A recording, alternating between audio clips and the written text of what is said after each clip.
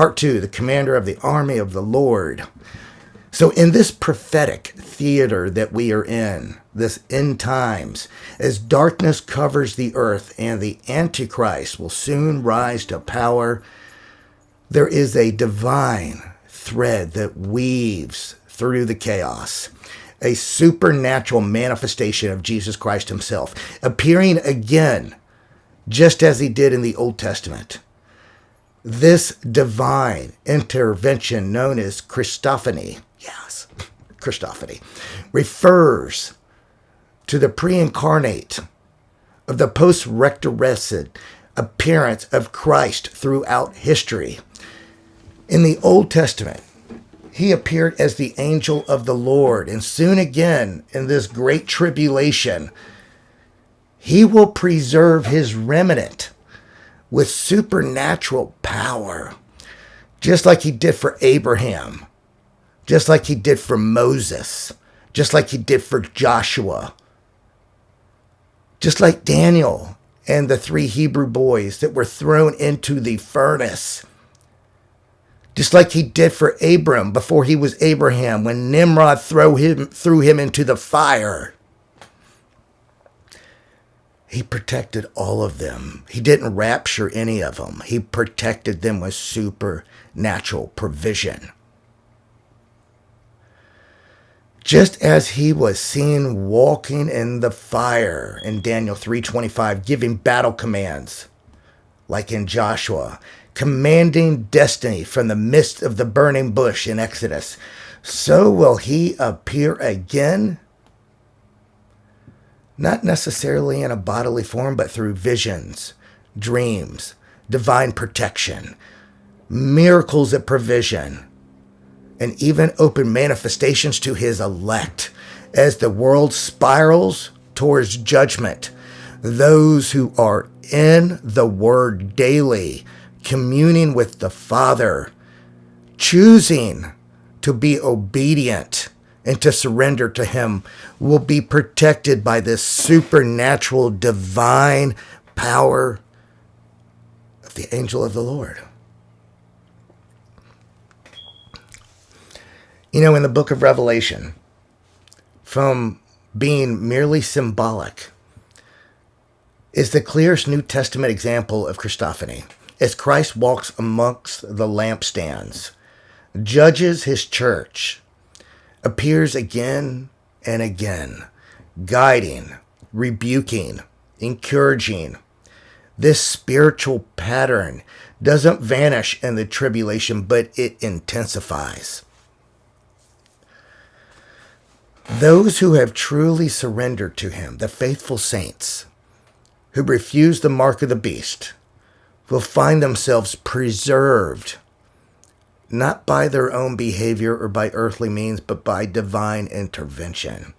Just as the angel of the Lord encamped around those who fear him in Psalms, just like in 2nd Esdras, the Most High himself will guide those who keep his commandments and precepts, telling them not to fear, for God is your guide, who keeps my commandments and my precepts. I am here. Here we find a modern Christophany, Christ leading his people invisibly but actively with power, provision, and preservation as the tribulation scorches the earth. As this New Age Babylon rises against the globalist system, empowered by Satan, executed through beast technology, AI algorithms, biodigital identification surveillance, the spiritual remnant, those with a daily walk with Christ, will be marked not by man's system, but God's seal, as mentioned in Revelation 7. This seal, as seen with 144,000, is not symbolic alone. It is spiritual protection from divine wrath and demonic torment. This parallels with the Passover, the blood on the doorpost in Egypt. You know, we see this all throughout the books of the Bible. In the Apocalypse of Abraham, chapter 31, the Lord shows Abraham a vision of the final judgment and says, "The elect shall be saved by my right hand." A prophetic Christophany pointing to the Messiah himself. And in Jubilees 23, the righteous are said to be hidden during the time of wrath. Hidden. As Isaiah 26:20 commands, "Come, my people, enter your chambers. Hide yourself as if were a little moment until the indignation has passed." Chambers are places of refuge, physical and spiritual, preserved by direct acts of God, where angels and Christophany himself guard his chosen. This is one reason why a third of the Bible was removed, because there is so much direct evidence in these apocryphic books, the Apocrypha, of supernatural protection of the remnant. It goes into explicit detail that none are removed, that they are protected, just like Noah was protected, just like the Israelites in Exodus were protected, just like Abram was protected when Nimrod was trying to persecute him and threw him into the furnace. Again, in Babylon, when Daniel, and I forget the other three guys' names, I always forget them, but you know what I'm saying. They were thrown into the fire. They were supernaturally protected. And this will happen again in the end times. This is a spiritual and physical preservation by the Spirit of the Lord. This is why the third of the Bible that was removed is so important to receive, because it goes into such great detail about the preservation of the remnant in the end times. Just as in 1 Enoch, where the Messiah is described as the elect one who will preserve the righteous from the face of the ungodly kings of the earth, we see prophecy of the soon coming judgments, where Christ is not only delivering his people, but executing vengeance upon those who have oppressed his children. These themes echo throughout the entire Bible, just in 2nd Baruch, where the Messiah is described as gathering his people, destroying their enemies, and leading them into righteousness. These ancient texts are not outdated. They soon will be fulfilled to the generation alive right now that is going to endure the tribulation. As Christ appears again to guide his remnant, we will see it again and again. The man of war from Exodus 15, not in weakness or passiveness like a lamb, but in a majesty as the commander of the Lord of hosts, the comforter, the Messiah, as a raging lion. The culmination of Christophany in the end times is at the seventh and final trumpet. This is not an escape, because when you read all of the Bible in full context, and that means, yes, read all of the books, all 88, it all points to one thing, a supernatural provision of the remnant during the trials. And then at the seventh and last trumpet, and Paul describes in 1 Corinthians where we shall be changed in a moment, in a twinkling of an eye. At that trumpet, the dead in Christ rise, and the faithful living are transformed, putting on immortality. This is the moment of glorification, not an evacuation. Nothing in the Bible supports an evacuation. It's nowhere. Christ meets his bride not to whisk her away from tribulation, but to arm them in glory. This is Christ at the culmination. breaking through the veil, fulfilling his own words. I will come again and receive you unto myself. At that instant, the remnant becomes the heavenly army that joins Christ and his angels. As glorified beings, we are no longer subject to death or pain. The saints return with Christ, clothed in fine linen, to make war against the beast. These are the same ones described in Daniel 7, to whom the kingdom and the dominion shall be given. They now reign. We now reign with Christ as kings, priests, warriors, judges, fulfilling Revelations 5:10, where it says they are judges. Revelation 24. Warriors, Joel 2:1. Priests, Isaiah 61:6. Eternal sons and daughters of God, listed in Romans 8:19. The war they wage is not physical, but spiritual. Tearing down strongholds, dismantling principalities, executing righteous judgment on earth.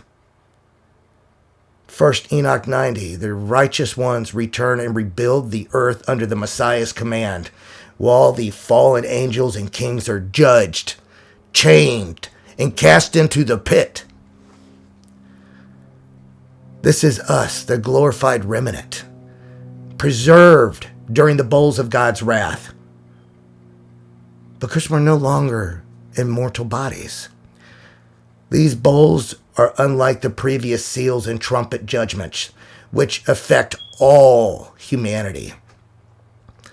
These bowl judgments target the wicked, the beast's kingdom, and those who took the mark. The saints, now immortal, walk untouched in the fire, just as the Hebrew boys did in Babylon. God is not merely watching from heaven, he is with them, appearing again in the fire, in full power, in all his glory. This is the same Messiah who said, I am with you always, even to the end of the age.